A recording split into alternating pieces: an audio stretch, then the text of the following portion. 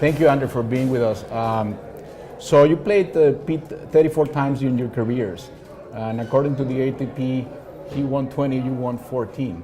That was quite a rivalry. And what was your sweetest win and your hardest loss against Pete? Oof, yeah, well, there was a few tough losses, but I think the toughest loss came probably the 1995 U.S. Open.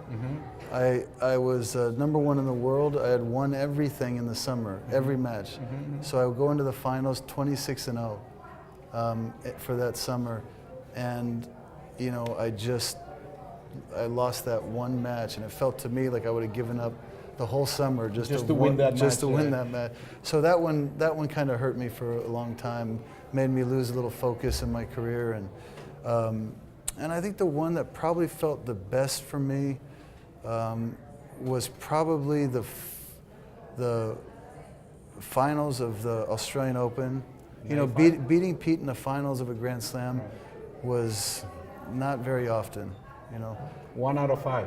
Yeah, and I think getting over the line there was a big deal to me. You know, I hadn't lost a set the whole tournament, and he wins the first set, and you have that feeling like that was a 4-setter, right? Yeah, he wins the first set, and I had this feeling like, oh, here it goes again, you know. But then I was managed to. And there was no roof. Yeah, no roof. It was hot. Yeah, it was hot. It was hot, but probably those two.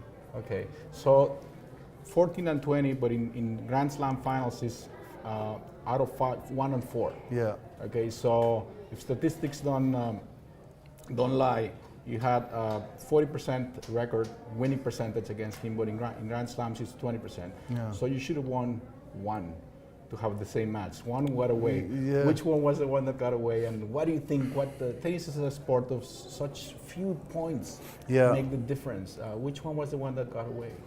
You know, it's going to seem unreasonable to say this, but he beat me in 3 sets in the finals of Wimbledon. Yeah. And I had won the French Open, and I was playing so well, and I was hitting the ball so well. I really expected to beat him that day. And I still remember 3-all in the first set, love 40, triple break point, and I thought I'm gonna beat him for sure on grass. But then he went to another place, and he won the match. But he told me afterwards, interestingly enough, he goes, I've played you so many times now, I've never been so scared playing you as the way you were hitting the ball and playing, you know, that day. So I felt it, he felt it, and I think we both knew it, but it just didn't happen. That was the one that got away. Yeah, I think so. But it was a beating. If you look on the score line, and the number of points won or something. Yeah, it just was 3 comfortable sets. But I would love to play that one again with the way I was playing. I remember that quarterfinal on the U.S. Open when it was all tie breaks, 4 tie breaks. Yeah. So yeah, a few points. Now, having said those records, on you had a career slam plus the Olympic gold, and very sweet Olympic gold because it was at home, and he never even got to play the French Open final, so he didn't even make it to the final. Well, you know, I think you were a better all-around player, wouldn't you say? Pete was better than me. He was better than me, but I would rather have my career. Yeah. Do you know what I mean? So yeah, sure. It all depends what you value. You know, Pete made it a big goal to break the record of slams, and you know, and he was so dominant for so long. And he separated himself from me, you know, and he was more consistent than I was throughout his career. And he beat me in the biggest moments most of the time, you know. So he was better, but I would prefer my career.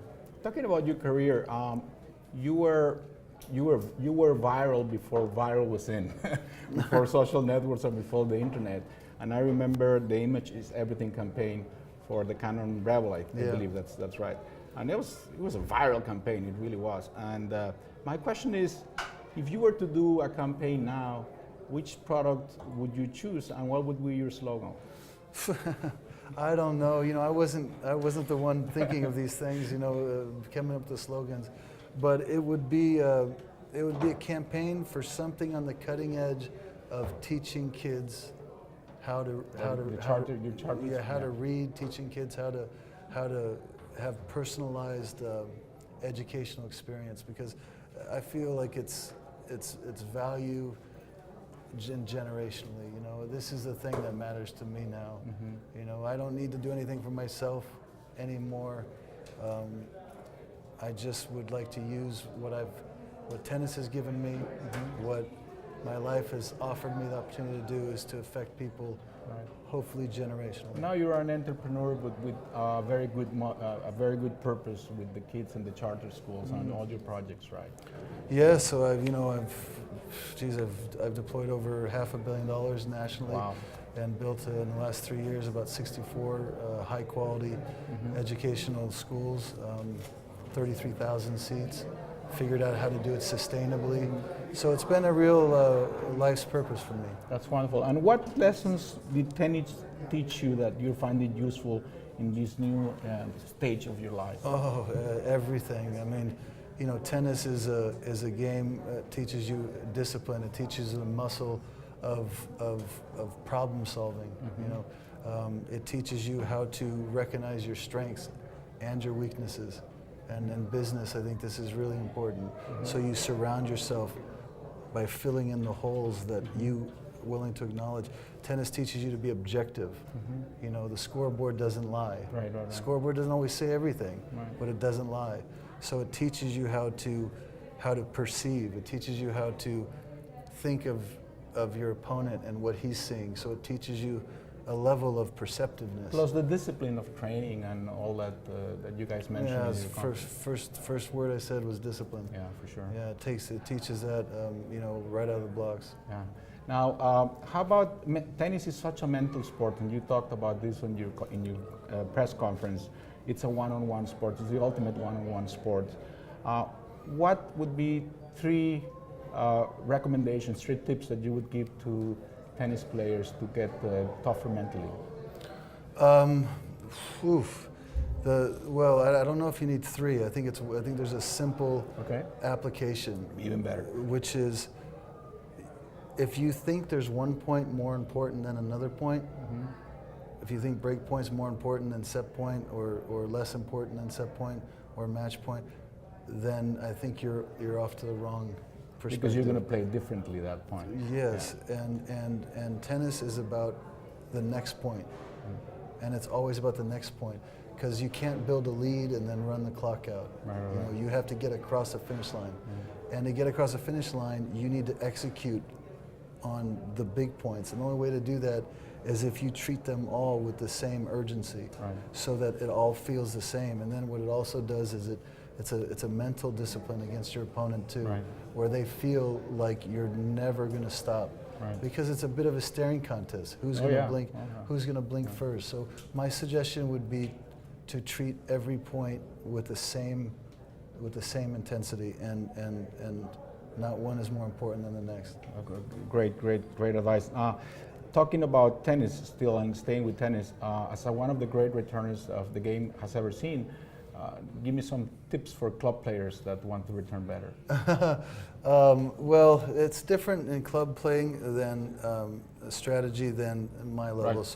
Club players, it's always important to make sure that you're making your opponent play, you know, one more ball. You know what I mean? One more ball. And while this is true professionally, you have to take more calculated risk, to make an impression. So for me, the fundamentals of my grips and the shortness of my swings really translated to returning, because I didn't have many extreme decisions to make. You know, I would turn my hips, my racket is set. A lot of people think they have to swing. You know, you don't have to swing at a return. If somebody's serving effectively, you take have the counterpunch. Yes, just turn your racket is set. So my suggestion in club tennis is start to recognize what a server's tendencies are. I mean, where they are most comfortable hitting serves, where they're most confident, and then on those big points, make them serve somewhere where they're not as comfortable. So if they like to serve it, you know, wide in the deuce court, you know, 30 all, right point, take a step over there and start forcing them to do things they don't want to do. Put them on the defensive. And force them to do something they don't want to do in the biggest moments. Okay. Final question, and it's not from tennis. Clinton and Trump. I have to ask this. They're going to run for the presidency. Who do you think is going to be, who would be a better U.S. president and why? Well, listen, there's a lot of people analyzing this that know a lot more about it than I do. What I can absolutely tell you is I'm a registered, let the record state, I'm a registered independent. Okay. Because I believe in people, you know, more than particular parties. sweeping parties. I also work in educational space, and I thank God every day that our future in education is nonpartisan, because it's our future, and Democrats have a way of going about education, but they care about it, and they want to advance it. Republicans feel the same way. So the fact that I work with both sides for the purpose of educating our future, so that maybe one day we can have even better options than we have today. Okay, wonderful. I just have a couple of souvenirs for you. I know you have a couple of tins, and this is before video games. This is a Mexican video game. This is I'm going to show you. Yep. The scoring. Oh, Yeah. So you go. This is 5 points. Is this 5 points? okay. And then this would be Why 10 you points. why you give me the heavy one? Here. I'm kidding. Oh, that's interesting. And then you go, if you want to go, go for an ace or an ace return, this is 1,000,000 points. Which So, one? This one like this. Oh, you put the stick You into do it the the. other way around. Okay, so you do it like this. Oh my gosh, you practiced this, huh? a little bit. No.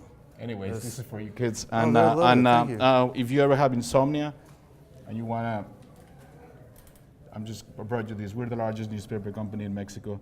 This is a PJ. So Oh, wow. you read the paper and you go to sleep. That is very nice. That's very thoughtful. Thank you so Thank much. you. Thank you, Andrew.